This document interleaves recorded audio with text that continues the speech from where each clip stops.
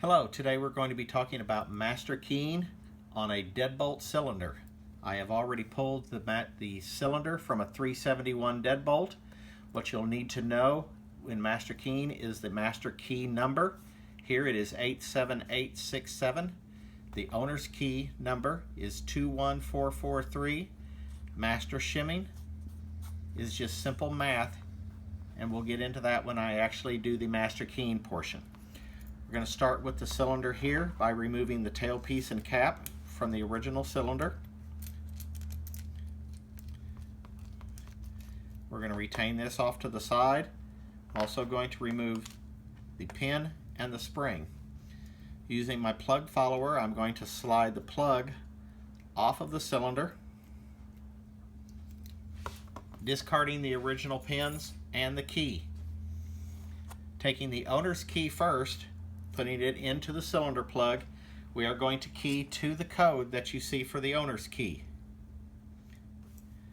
which is 21443, working bow to tip. Making sure that on these, the rounded portion of the pins are in the bottom. They go in first.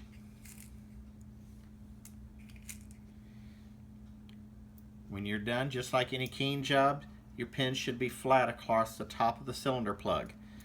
We are going to remove slowly the owner's key. We are now going to insert the master key. Slowly. You will notice that the pins do not come up to the top of the cylinder. This is where the shimming comes into effect now, using the shim pins. Starting off with a 6 in the first hole, followed by another 6,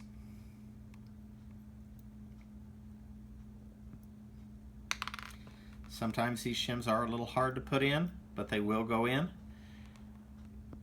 The third pin is a 4.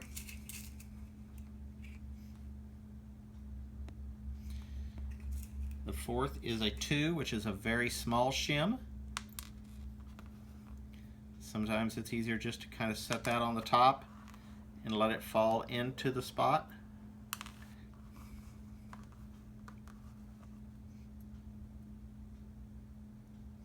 It will set once it is there correctly. Followed by the last pin, which is another 4. You'll notice now that the shims are fat on top, just like the owner's key was. We're now going to take the cylinder housing, slide back onto the plug,